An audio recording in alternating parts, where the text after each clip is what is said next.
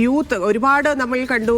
30 വയസ്സിന് താഴെയുള്ള അല്ലെങ്കിൽ 25 വയസ്സിന് പോലും താഴെയുള്ള ആളുകൾ ഈ തെരഞ്ഞെടുപ്പിൽ മത്സരിക്കുന്നു എന്നുള്ളത് അത് യൂത്തിന് വലിയ എനർജി നൽകുന്ന കാര്യമാണ്. പ്രത്യേകിച്ച് KSU പ്രവർത്തകരൊക്കെ വലിയ സന്തോഷമുണ്ടാക്കിയ കാര്യം കൂടിയാണ്. ആ തീരുമാനത്തിലേക്ക് എങ്ങനെയായിരുന്നു എത്തിയത്? അല്ല, അത് ഇപ്പോൾ കഴിഞ്ഞ 10 വർഷം കോൺഗ്രസ് പ്രതിപക്ഷത്താണ്. ഈ പ്രതിപക്ഷത്തിരുന്ന സന്ദർഭത്തിലൊക്കെ സമരം ചെയ്യാനും അടികൊള്ളാനും നമ്മുടെ കുട്ടികൾ മുൻപന്തിയിലുണ്ടായിരുന്നു. അങ്ങനെയുള്ളവർക്ക് ഈ തെരഞ്ഞെടുപ്പിൽ നല്ല പ്രാധാന്യം കൊടുക്കണം എന്ന് ഞങ്ങൾ തീരുമാനിച്ചു. അതുകൊണ്ട് തന്നെയാണ് സ്ഥാനാർത്ഥി നിർണയത്തിൻ്റെ കാര്യത്തിൽ ഞങ്ങൾ പ്രയോറിറ്റി പറഞ്ഞ് ഞങ്ങൾ എല്ലായിടത്തും നിർദ്ദേശം കൊടുത്തു.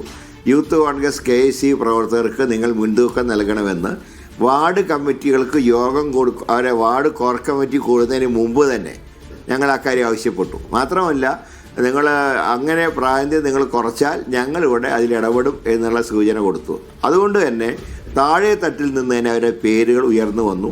എല്ലാവർക്കും ഒരേ അഭിപ്രായമാണ്. അടികൊള്ളാനും മറ്റും ചെറുപ്പക്കാർ മറ്റ് കാര്യങ്ങൾ നേടിയെടുക്കാനും മറ്റുള്ളവർ എന്ന് പറയുമ്പോൾ അത് പ്രവർത്തകർ നിരാശയുണ്ടാക്കും. പക്ഷേ ഇത്തവണ ആ നിരാശയൊക്കെ മാറി യുവാക്കൾക്ക് നല്ല പ്രാതിനിധ്യം കൊടുത്തു. അതോടൊപ്പം തന്നെ പ്രായം ചെന്നവരെ മാറ്റി നിർത്തിയിട്ടുമില്ല. ഇപ്പോൾ തിരുവനന്തപുരത്താണെങ്കിൽ ശ്രീ ശബരിനാഥിനെ പോലെ അതുപോലെ തന്നെ KSUവിൻ്റെ കുട്ടികളൊക്കെ മത്സരിക്കുന്നുണ്ട്. അതേസമയത്ത് ഏറ്റവും സീനിയറായിട്ടുള്ള Shri Johnson Joseph, D Anilkumar തുടങ്ങിയ പഴയ നേതാക്കന്മാരെയും കൂടെ നിലനിർത്തിക്കൊണ്ടാണ് ഞങ്ങൾ മുന്നോട്ട് പോകുന്നത്.